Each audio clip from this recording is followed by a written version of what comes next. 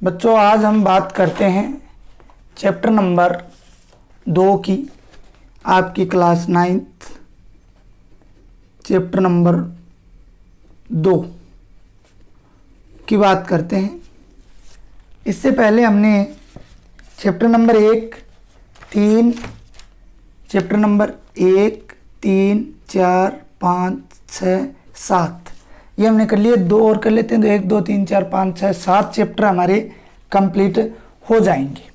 ठीक है, आपके 2 नंबर चैप्टर का जो नाम है वो रहेगा हमारे आसपास के पदार्थ शुद्ध हैं। क्या हमारे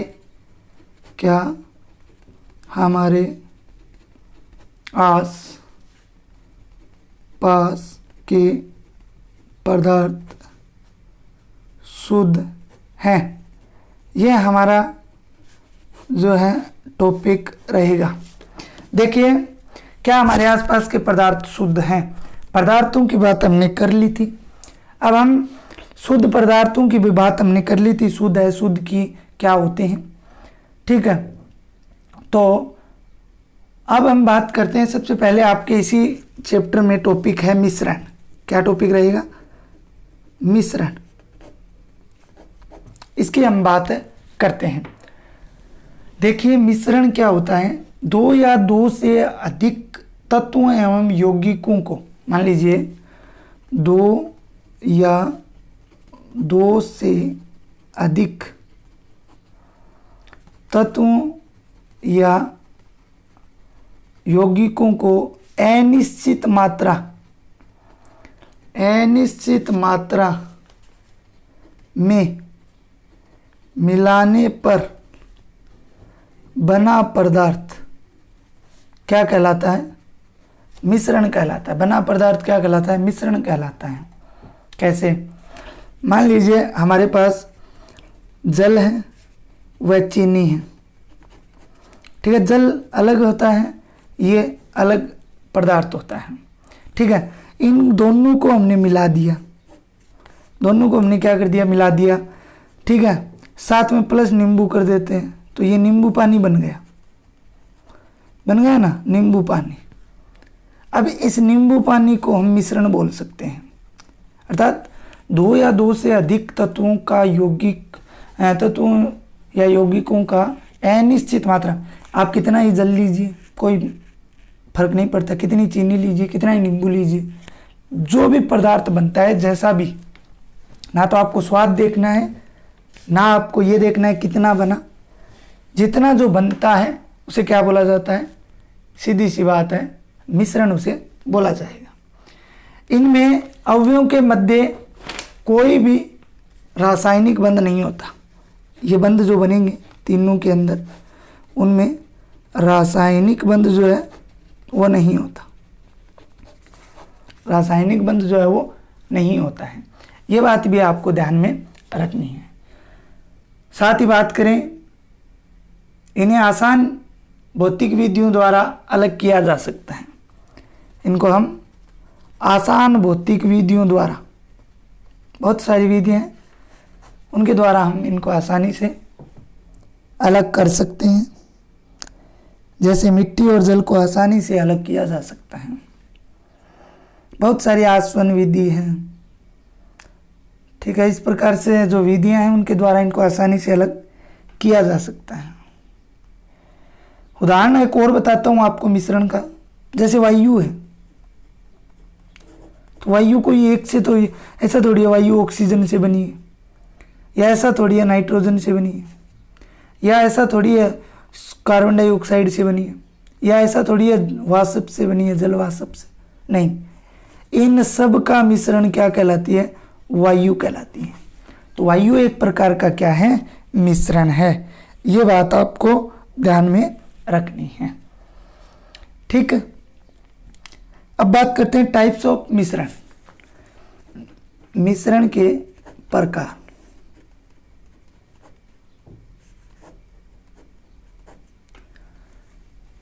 मिश्रण के प्रकारों की बात करते हैं तो मिश्रण 2 प्रकार का होता है। कितने प्रकार का? 2 प्रकार का होता है। एक तो होता है समांगी मिश्रण और एक होता है विषमांगी मिश्रण। सबसे पहले हम समांगी मिश्रण की बात करते हैं। सम का मतलब समान, अंगी का मतलब अंग और मिश्रण का मतलब मिश्रण। ऐसा मिश्रण जिसमें सभी अवयव एक ही अवस्था एवं प्रावस्था में रहते हैं। एक ही अवस्था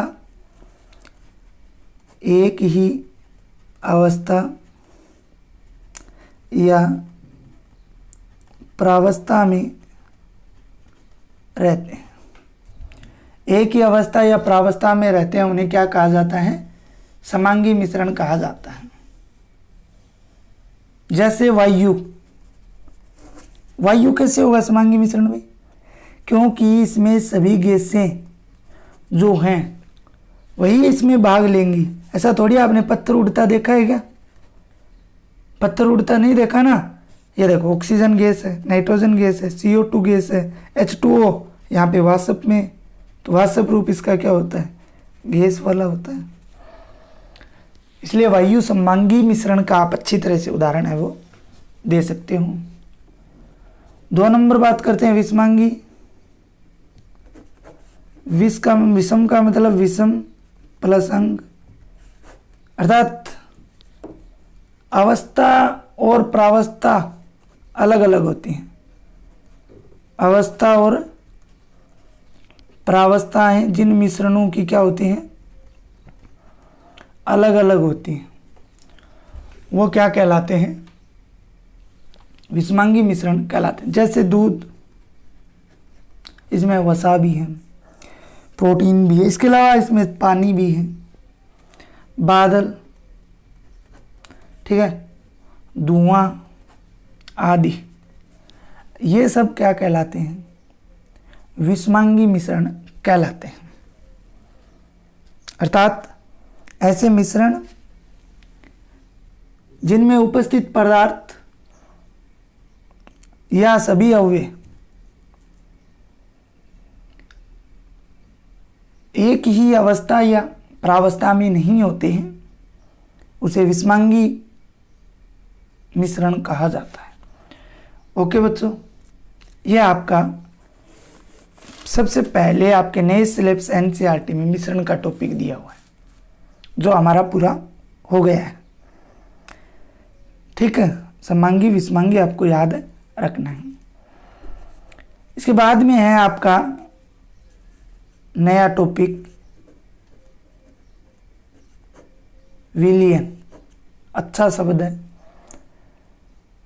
आप आगे जब तक पढ़ोगे ये शब्द साइंस से रिलेटिव आपको हर जगह मिलेगा। विलयन की परिभाषा की बात करते हैं तो दो या दो से अधिक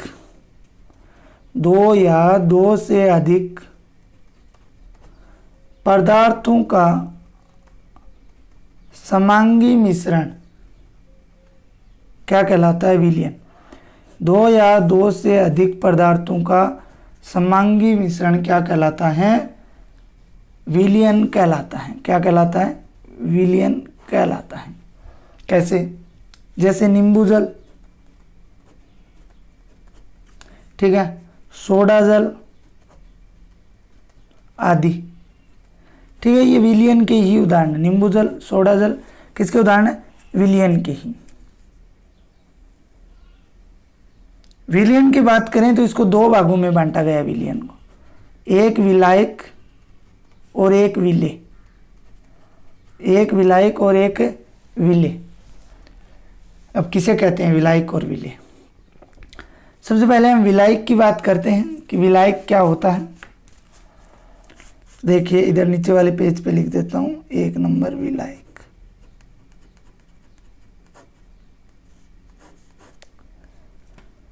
विलायक की परिभाषा होती है विलयन का वह घटक जो दूसरे घटक को विलयन में मिलाया जाता है, अर्थात जिनकी मात्रा दूसरे से अधिक हो।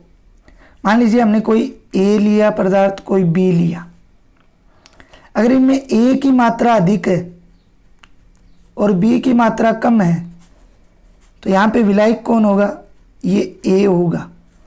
अर्थात यहाँ ये बोल सकते हैं एक पात्र लिया हमने, इस पात्र में हमारे पास कुछ पदार्थ है और इसमें हमने कुछ मिलाया, बी मिला दिया, ए हमारे पास है, तो ये ए क्या होगा, विलायक होगा।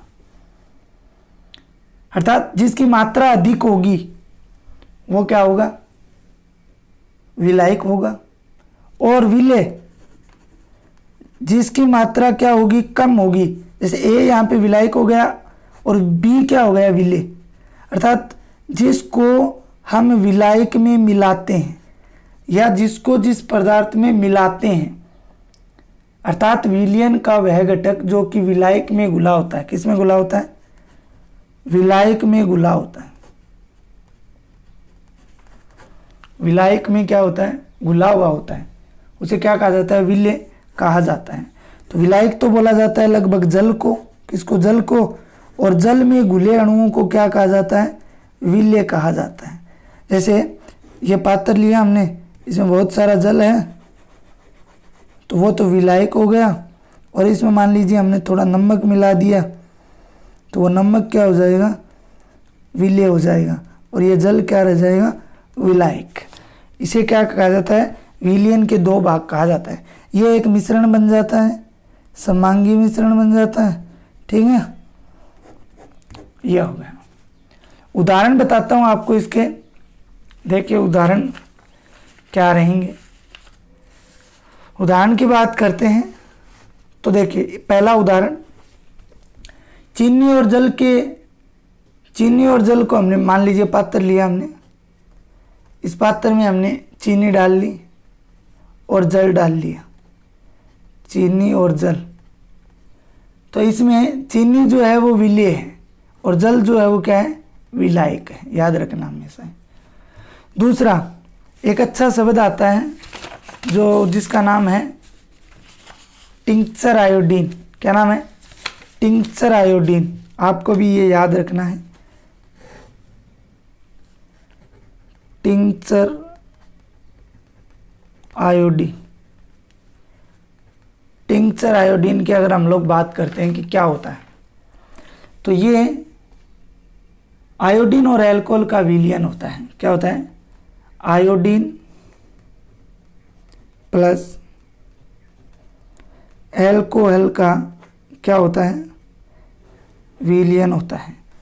याद रखना, टिंक्चर आयोडीन किसे कहा जाता है, आयोडीन और एल्कोहल के विलयन को टिंक्चर आयोडीन कहा जाता है या इसके नाम से जाना जाता है। इसमें जो आयोडीन है वो तो विलेय है और एल्कोहल क्या माना जाता है, विलायक माना जाता है, ठीक है। ये ध्यान रखना, आपके परीक्षा में आ सकता है। अब लास्ट टॉपिक आज की बात कर लेते हैं, विलयन के गुण। किसकी बात कर लेते हैं, विलयन के गुण।